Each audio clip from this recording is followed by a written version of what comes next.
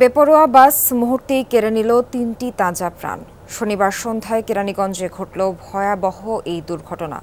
বাসের ধাক্কায় ভ্যানগাড়ি উল্টে পড়ে হোটেলের সিলিন্ডারের উপর। মুহূর্তেই ঘটে জোরালো বিস্ফোরণ।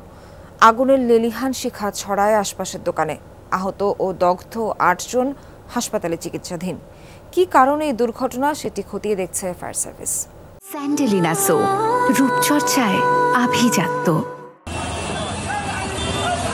শনিবার সন্ধ্যা ৭টা কেরানীগঞ্জের একটি খাবারের দোকানে ভয়াবহ আগুন। গ্যাস সিলিন্ডার বিস্ফোরণ থেকে দুর্ঘটনার সূত্রপাত। প্রত্যক্ষদর্শীরা বলছেন, রামেরাকান্দা বোর্ডিং এলাকায় নবাবগঞ্জগামী একটি বাস ধাক্কা দেয় সড়কে দাঁড়িয়ে থাকা ভ্যানকে।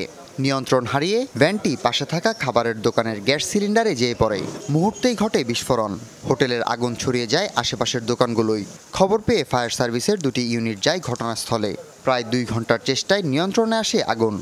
একটা বাস আইছে, বাসে আইয়া একটা ভ্যানের ধাক্কা দিচ্ছে, মানে ওভারটেক করতে যাই ভ্যানের ধাক্কা পড়ছে, ওই ভ্যান যাই পড়ছে মনে করেন, তাও পাশাই পড়ছে। তো ওইটার উপরে তেল ছিল না, ওই তেল পাইপ পাশাই পড়ে পরে সিলিন্ডার বাস্ট হয়ে গেছে গা। ঘটনাস্থলেই প্রাণ হারান হোটেলের 3 কর্মচারী। দগ্ধ ও আহত হন বেশ কয়েকজন। অনাকাঙ্ক্ষিত এই ঘটনার জন্য সচেতনতার অভাবকেই দায়ী করছেন সাধারণ মানুষ। এখন অবস্থা মানে পুরো কঙ্কাল হয়ে গেছে, যেভাবে পুড়ে গেছে। এখন আমরা যে লাশটা শনাক্ত করে নেব, এটা আমরা সিনিয়র নিতে পারতেছি না। নিহত 3 জনের মরদেহ স্যার সলিমুল্লাহ কলেজ হাসপাতালের মর্গে রাখা হয়েছে। হাসপাতালে চিকিৎসাধীন আহতরা। হাসিবুল করিম বিজয়, যমুনা নিউজ, ঢাকা।